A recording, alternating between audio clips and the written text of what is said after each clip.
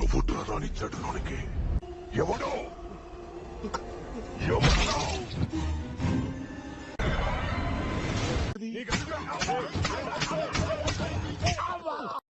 Halo guys, apa kabar kalian? Semoga kalian selalu sehat dan selalu dalam lindungan Tuhan. Alur cerita film kali ini berjudul Son of Satyamurti yang dirilis tahun 2015 lalu. Dibintangi oleh aktor favorit Mimin yakni Allu Arjun sebagai Viraj Anand, Prakash Raj sebagai Satyamurti, Upendra sebagai Devaraj Naidu, dan Samantha Prabhu sebagai Samira. Film ini menceritakan tentang seorang pemuda anak miliarder yang sukses dalam bermain saham. Pemuda tersebut bernama Viraj Anand. Atas kerja keras ayahnya, hidup pemuda itu sangatlah hedon. Tapi suatu ketika hidupnya berubah 180 derajat. Dia menjadi miskin karena ayahnya meninggoy, di mana saham ayahnya anjlok dan keluarga mereka jatuh miskin. Akibatnya, Anand harus menjadi tulang punggung keluarganya. Meskipun film ini sudah banyak yang mereview, tapi setiap orang punya pandangan yang berbeda tentunya. Nah, tanpa basa-basi lagi, inilah alur ceritanya. Scene diawali dengan memperlihatkan Satyamurti, seorang miliarder dermawan dan baik kepada semua orang. Satyamurti mempunyai dua anak laki-laki. Dia adalah Viraj Anand dan Viraj Kishore sebagai kakak Anand. Kishore terlihat selalu ditemani asisten pribadinya yang bernama John. Sosok Satyamurti bagi Anand adalah ayah yang sempurna. Dia selalu menunjukkan kasih sayang kepada keluarganya. Uang tidak begitu penting baginya. Bahkan saat dia ditipu berkali-kali oleh orang terdekatnya, dia sabar dan menerima. Karena yang terpenting baginya adalah berbuat kebaikan. Anand sangat patuh kepada ayahnya. Terbukti saat ayah menjodohkannya dengan anak temannya yang bernama Naidu, Anand pun langsung setuju. Dan gadis itu bernama Pallavi. Sebelum Anand melepas masa bujangnya, dia akan pergi berlibur ke Barcelona. Sesampainya di Barcelona, Anand terlihat sangat hedon. Dia menaiki mobil mewah, menyewa kapal pribadi, juga pergi ke klub malam. Sayangnya, tak berapa lama dia berlibur, dia mendapat kabar duka bahwa ayahnya telah meninggoy akibat kecelakaan. Akibatnya, dia harus segera pulang. Dampak dari kematian ayahnya, hidup Anand dan keluarga menjadi berbanding terbalik 180 derajat. Anand bahkan harus menghadapi saham ayahnya yang anjlok dan mengakibatkan keluarganya mengalami kebangkrutan. Bahkan sebulan setelah kematian ayahnya, rumahnya kini dipenuhi orang. Bukan untuk bela sungkawa, melainkan untuk menagih hutang. Ini adalah Paida Sambashiva Rao, kerabat almarhum ayah Anand yang di otaknya hanya uang, uang, uang, dan uang. Paida mempunyai istri cantik, tetapi hubungan mereka berdua tidaklah baik. Itu semua karena mereka tidak terbuka dalam hal mengelola keuangan. Di mana istrinya dulu diam-diam membeli saham emas yang ternyata anjlok sehingga membuat Paida rugi besar. Pasangan itu akhirnya tidak pernah saling berbicara selama bertahun-tahun dan hanya bicara menggunakan kertas yang ditempel di dinding penyekat. Lanjut cerita, Paida Sambashiva Rao mendatangi Anand untuk menasehatinya. Dia mengatakan di depan semua orang agar Anand tidak perlu menjual harta benda peninggalan ayahnya untuk menutupi hutang. Paida malah menyuruh agar menjual saham ayahnya yang menurut dia tidak bernilai itu, agar keluarga Anand tidak jatuh miskin. Paida juga menyuruh Anand untuk mengatakan kepada orang-orang penagih hutang ayahnya bahwa Anand tidak memiliki hubungan dengan pinjaman ayahnya itu, agar dia bisa terhindar. Tapi Anand tidak bisa melakukan itu, karena itu bisa mempermalukan kehormatan ayahnya. Anand berkata kalau dia tidak akan menipu, dan semua orang harus mengingat ayahnya sebagai pahlawan. Setelah itu, Anand langsung menandatangani pelunasan hutang ayahnya.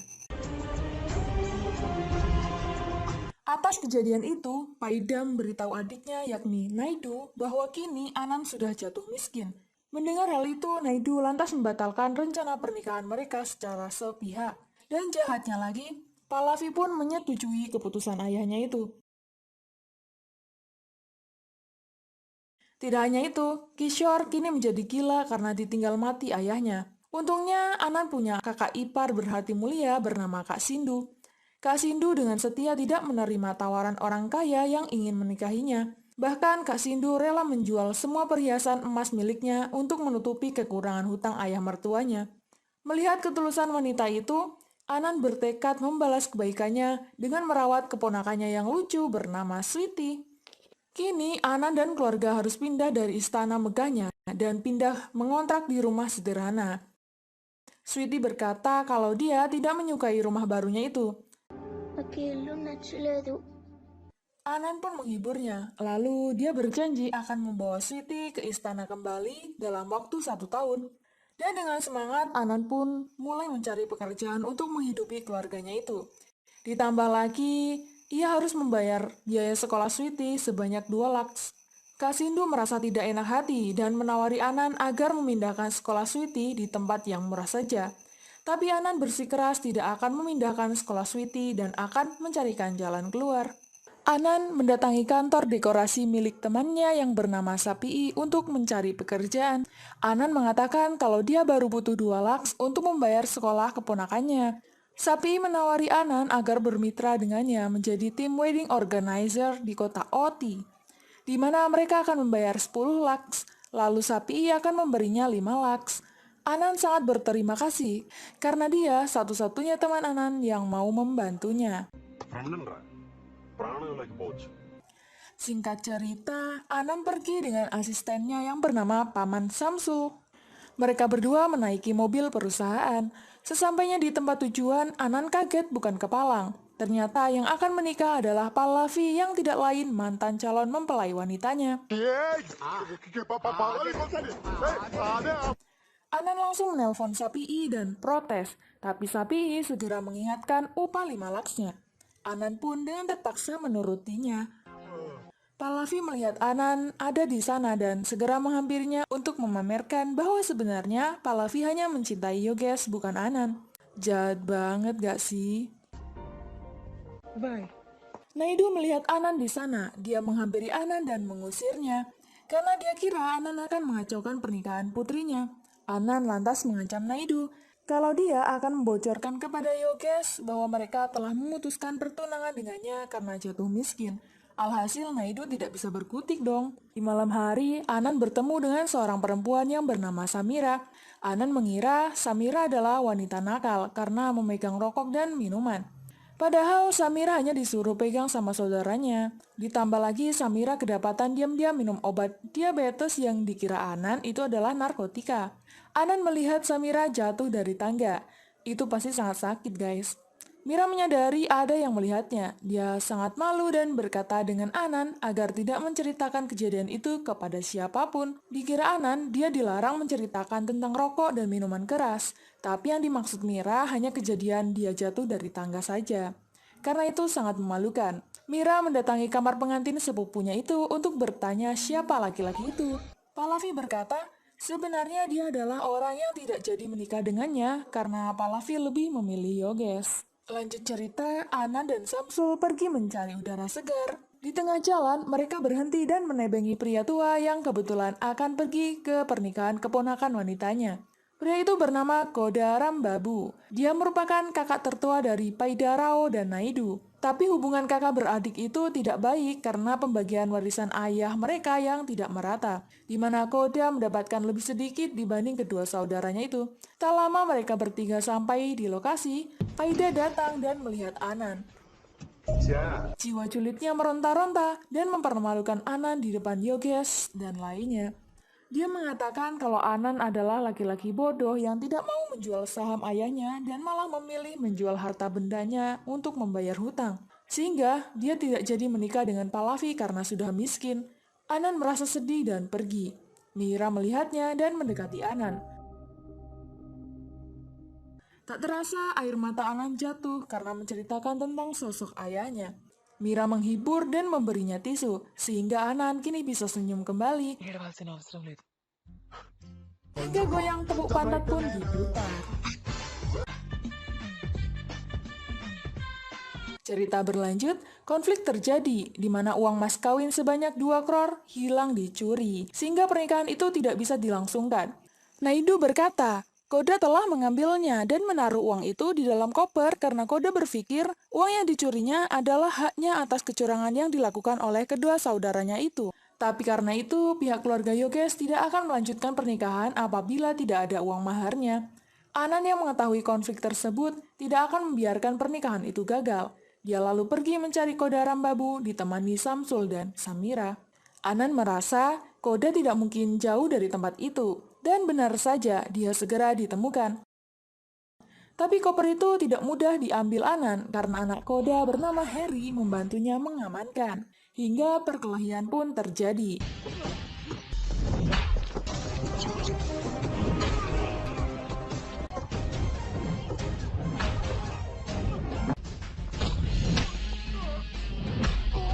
Singkat cerita, koper didapatkan dan mereka berdua dibawa ke rumah Naidu.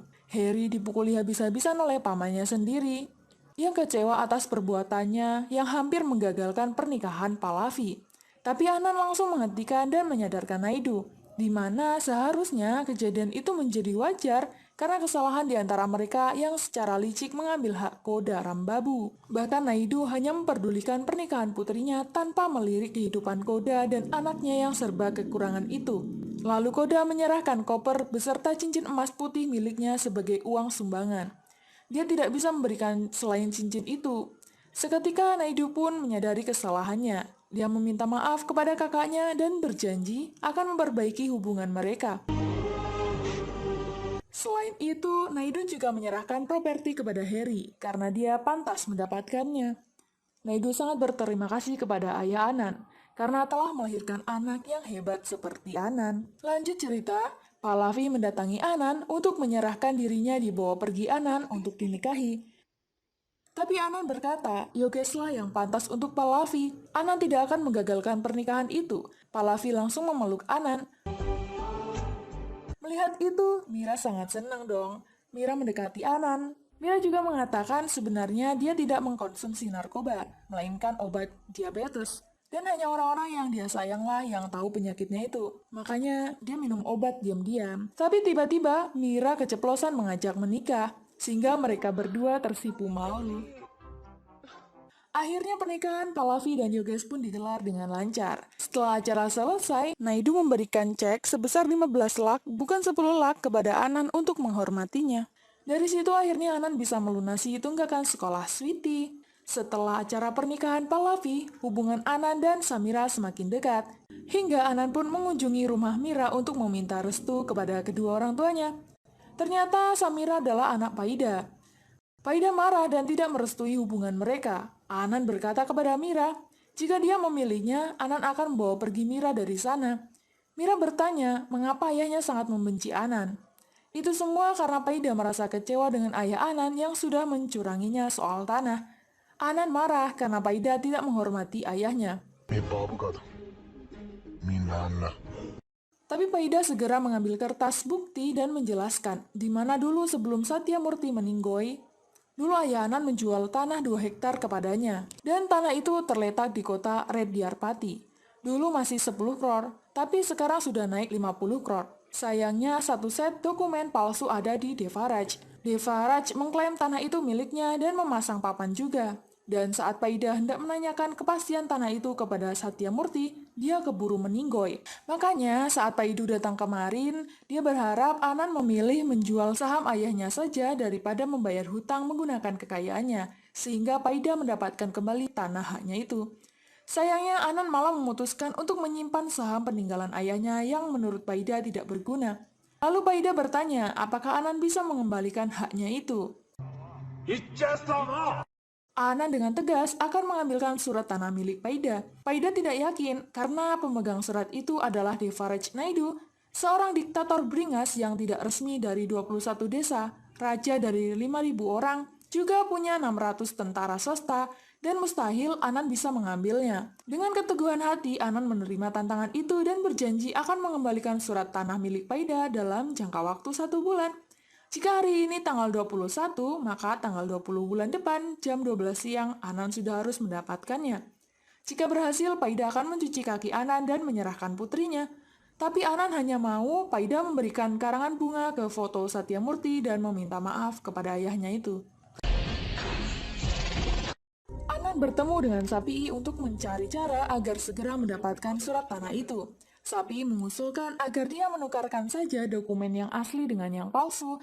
Kebetulan Sapi kenal dengan saudara ipar Devaraj. Mungkin saja dia bisa membantunya menukarkan dokumen itu.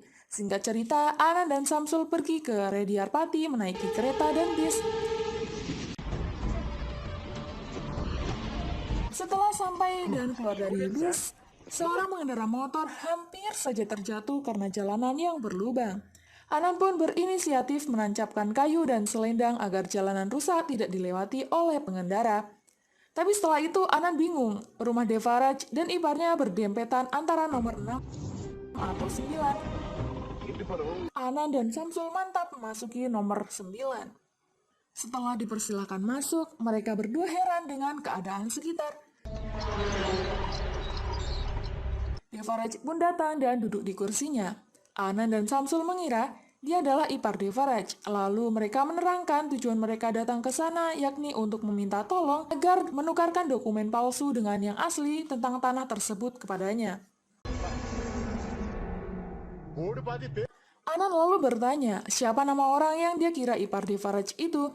Seorang staf Devaraj tertawa hingga menepuk kepalanya dan mengatakan kalau mereka itu sedang berbicara dengan Devaraj.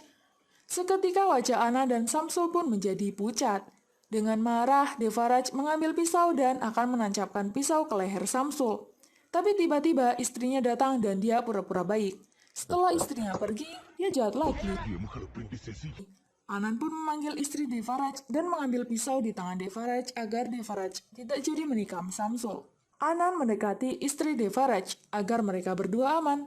Istrinya juga menawari Anan agar tinggal di rumahnya saja sampai urusannya kelar. Devaraj menyuruh anak buahnya agar segera membawa Paida, istri dan anaknya ke sana. Hari pun berganti, Anan dan Samsul mengikuti persembahan Dewa Siwa. Di sana juga terdapat Virasami Naidu yang tidak lain adalah saudara kandung Devaraj Naidu, di mana mereka berdua saling bermusuhan. Di sisi lain, anak buah Devaraj menculik Paida dan keluarga kecilnya untuk dibawa ke Rediarpati. Di malam hari, saat Paida sampai, dia langsung memarahi Anan karena sudah memperburuk keadaan dengan melibatkan dirinya dan keluarganya. Di keesokan harinya, Paida protes karena Devaraj telah menculik dia dan keluarganya. Paida meminta izin menelpon polisi. Tapi polisi malah menertawainya dan menutup telepon. Staf Devaraj bertanya, apa yang dikatakan polisi? Paida menjawab, ini bukan penculikan. Jika kita mengikat tali ke anjing, itu bukan berarti menculiknya. Dia diberi makan dan minum dengan cinta, dibebaskan berkeliaran di kompleks. Jadi itu namanya membesarkan anjing, bukan menculiknya. Lalu Samira mendebat ayahnya. Tapi tiba-tiba Devaraj diserang.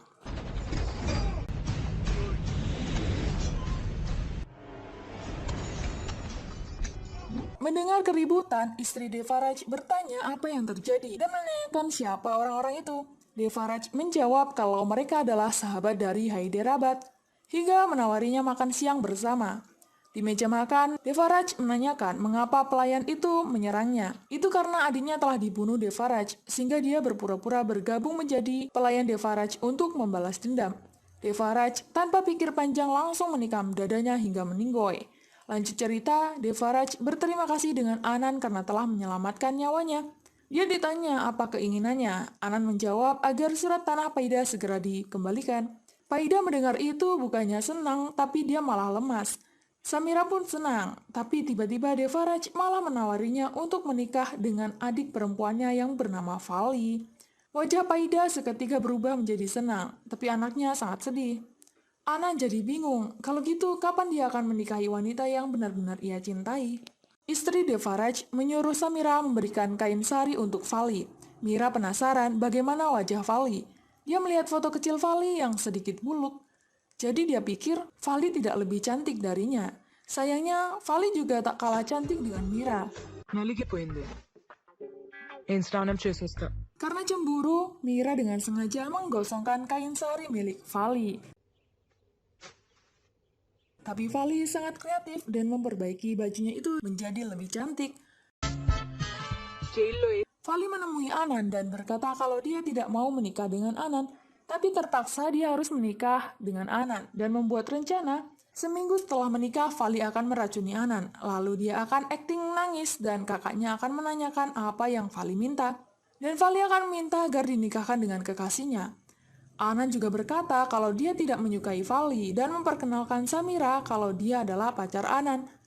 Mendengar itu, Vali malah membuat Mira cemburu dengan memeluk Anan.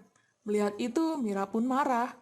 Di sisi lain, Virasam berencana akan balas dendam atas kematian anak buah kesayangannya dan akan mengobrak-abrik pesta pernikahan adik Devaraj.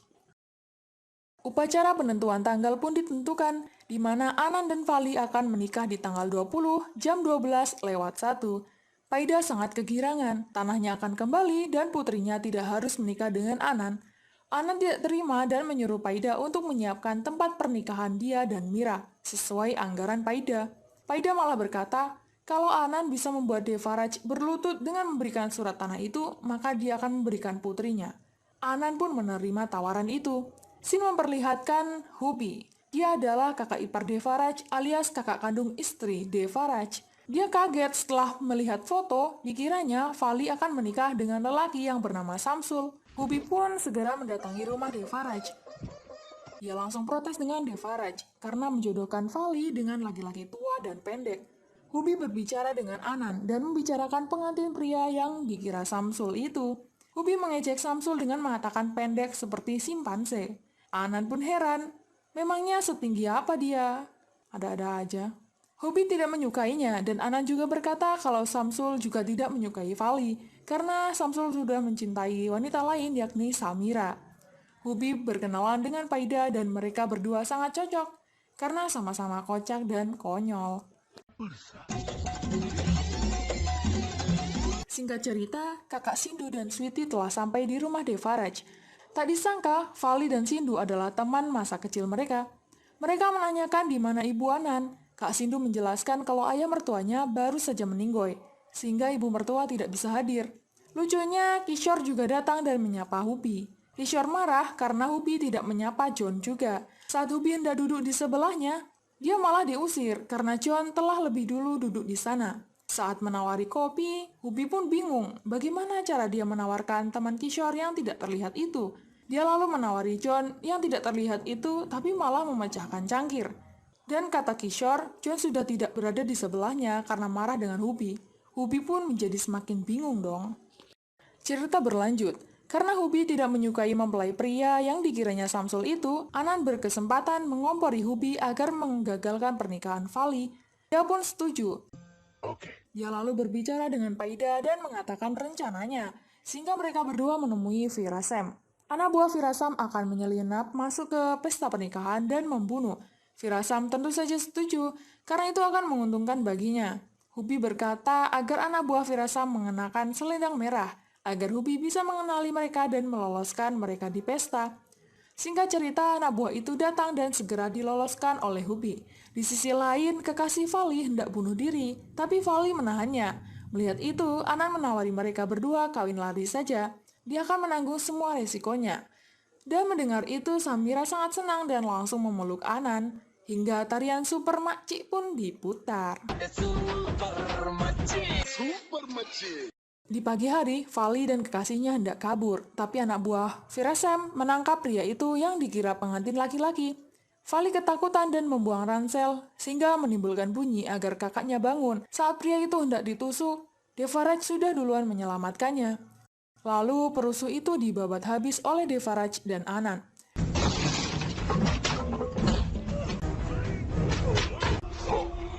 Devaraj dengan marah bertanya, siapa dalang semua itu? Seseorang menunjuk Hubi. Hubi pun ketakutan. Istrinya membujuk Devaraj agar mengampuninya, tapi tidak dihiraukan.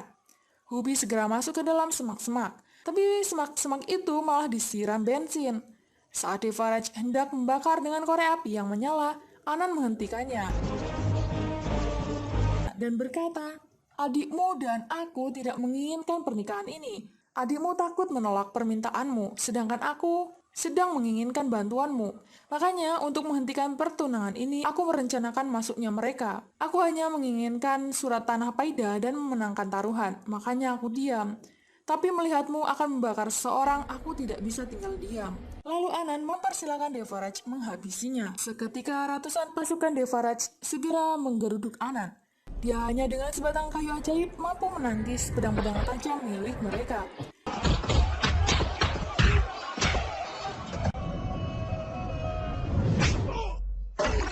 Devaraj mengambil parangnya dan segera mengejar Anand. Bah, Tiba-tiba ibu Anand datang dan meneriaki Anand. Itu membuat Anand tidak konsen sehingga parang Devaraj mengenai bahunya. Devaraj terkejut melihat ibu Anand. Dia teringat tragedi kecelakaan. Di mana kala itu Devaraj, Vali, dan istrinya sedang pergi jalan-jalan bertiga dengan mobil baru Vali. Tak disengaja, mobil mereka menabrak mobil lain dan ternyata milik Satya Murti. Ayah Anand tidak marah dan malah membantu mendorong mobil. Tak disangka, sebuah truk yang ditunggangi Virasam itu hendak menyerang Devaraj. Mengetahui hal itu, Satya Murti segera menyelamatkan Vali. Tapi sayangnya, dia tertabrak truk hingga terpental dan bersimpah darah. Melihat kejadian itu, Ibu Anand tak kuasa dan pingsan. Mereka segera membawa Satya Murti ke rumah sakit. Sebelum meninggoy, dia berkata, "Saya telah menjual tanah kepada teman saya. Seseorang telah menguasainya, dia tinggal di daerah sini. Saya tidak mungkin membiarkan teman saya kehilangan uangnya, bukan?" Vali bertanya siapa orang yang dimaksud Satya Murti, agar kakaknya segera menanganinya. Sayangnya, sebelum sempat menyebut nama, Satya Murti meninggoy. Mendengar itu, Paida merasa sangat bersalah. Vali mendekati Anand dan berkata, "Ayahmu meninggal karena menyelamatkan aku. Jadi Anda tidak harus mati untuk menyelamatkan saya. Sekarang setiap saya hidup, saya telah berhutang budi kepada ayahmu." Lalu Vali meminta Devaraj untuk melepaskan Anand. Devaraj pun pergi. Ternyata dia mengambil surat tanah yang dimaksud ayah Anand. Dia sadar selama ini hanya membunuh tanpa menyelamatkan nyawa. Tidak seperti ayah Anand yang hebat dan baik hati itu. Bahkan seluruh keluarga, harta benda yang dimiliki Devaraj tidak bisa membayar kebaikan yang ayah Anand lakukan untuknya. Devaraj berlutut dan menyerahkan kertas itu kepada Anand sembari berkata, "Ambillah, ini bukan tentang kemurahan hati saya, melainkan kebesaran ayahmu." Dan Anand segera menyerahkan surat itu ke Paida. Paida merasa sangat bersalah. Dia telah mengorbankan putrinya sendiri hanya untuk tanah ini. Dia berkata, "Aku meninggalkan istriku di rumah orang lain, dan ayahmu meninggoy hanya karena orang berdosa sepertiku. Istriku akhirnya mau berbicara. Itu karena berkat siapa lagi kalau bukan berkat ayahmu." Anand akhirnya lega. Nama baik ayahnya kini harum kembali. Di sisi lain, Virasam menelpon Hubi menanyakan bagaimana anak buahnya di sana. Tapi sayangnya dia malah kecelakaan. Mobilnya tergelincir ke jurang dan meninggoy. Sedangkan Anand mendapat kabar baik bahwa sahamnya menang, sehingga harta benda dan kekayaannya bisa kembali lagi. Janji Anand memindahkan Sweety dalam waktu 1 tahun pun ditepati. Dan mereka akhirnya hidup kaya seperti semula. Dan film ini pun berakhir. Terima kasih buat kalian yang sudah support channel ini. Jangan lupa tinggalkan like dan saran kalian di kolom komentar. Dan sampai jumpa di alur cerita berikutnya. Terima kasih.